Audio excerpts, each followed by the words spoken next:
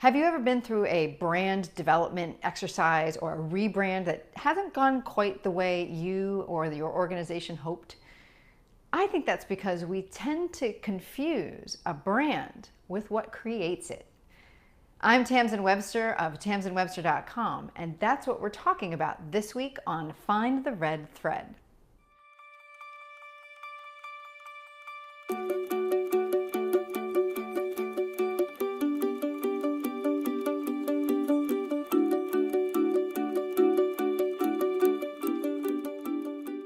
There's one thing I've noticed in all the years that I've done branding and messaging strategy, and it's this, that despite all the change, one thing has remained true. No one is happy. No one is happy, fully happy with the result of a branding effort. Or if they are, it's really, really rare. And the reason why, in my opinion, that happens is something that brings me and reminds me of something I learned back in my days as a Weight Watchers leader. Now that may be surprising, but for 15 years, in addition to my full-time job, I worked for Weight Watchers. I had lost a bunch of weight. I wanted to help other people do that. And so for a number of years, I was the person at the front of the meeting room, helping anywhere from 15 to 150 people learn how to lose weight using, at that time, the Weight Watchers program. Now, I'm not here to endorse Weight Watchers, though I'm a big fan. I'm here to tell you a lesson that we were taught. And I think that lesson is the root of why so often we're not happy with our brand, whatever it might be. What we were taught was that we as leaders were experts in the program, but our members, the people trying to lose weight, were experts in themselves. And we could never be as expert in them as they were. Now, they could be as expert as we were about Weight Watchers, but they were always going to be more expert about them. And this, I think, is where most branding efforts go wrong, is that for one reason or another, and always good reasons, I think, we try to pass off to somebody else the complete ownership of what it is that we are. And that's never going to work because, well, nobody's as expert in us as we are.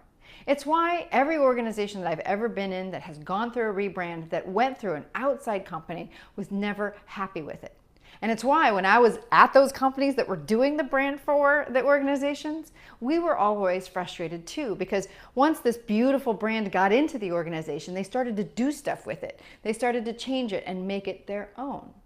Why? Because they were the experts. Now, what was important to understand is that each of us, just like the Weight Watchers and the leaders and the members had their expertise, that happens too. And that's why when you're trying to find a brand or a message, it's important to make sure you're using a process that blends that expertise, yours in your own self or your organization, with the expertise of someone who understands what the market looks like, what a brand that's effective looks like, what a story or message that's effective looks like. It's only when you put those two together that you really get what you're looking for. And why is that? Why do you need both? Can't you just do it yourself? Well, yeah, I think it is possible to do it yourself, except it's really hard. And I think a lot of times that's why we go out to other people. I like to use the metaphor of the fact that a computer can't see its own code. We can see the manifestation of the code, just like we can see what our desktop looks like, for instance. But each thing on the desktop, each way that our computer works, is tied to a specific command back in its code. And as people, as organizations, we're the same way. The things that we do, what it looks like, how we do it, why we do what we do, and the way that we do it, those things on our collective desktop are all tied back to code, to how we are structured and the meaning that our organization creates day to day. But just like a computer, it's really hard to see it. It's hard to step outside of ourselves and look back in. But that's where, honestly, that's where the red thread process is meant to help, because what it does is helps get you to step outside of your perspective, to open the control window into how you operate so that you can ask objective questions, not about what your brand is and what you think it should be, but what is it that creates it in the first place? What are the goals that you want to solve, either for yourself or for the world or for your clients and customers? What are the problems as you see them? What are the ideas that give those problems meaning? What are the ideas that guide why you do what you do?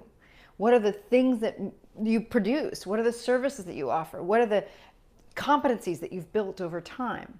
And what does that translate to that people can use to help get them to their goals?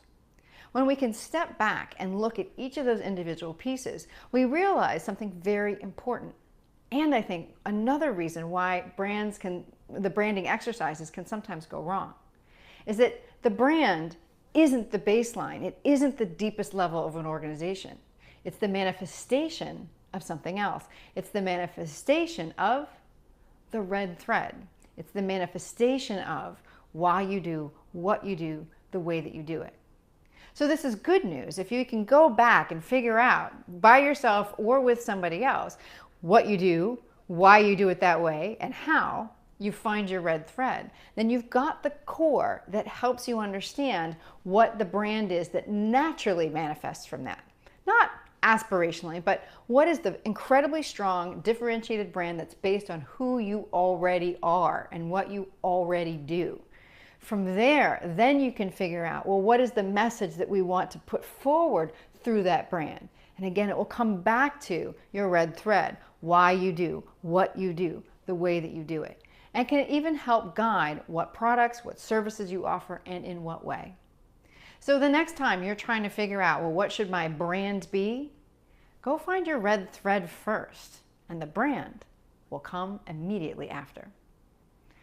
I'm Tamsen Webster of tamsenwebster.com, and if you need an extra set of eyes on that red thread, contact me at tamsenwebster.com/contact.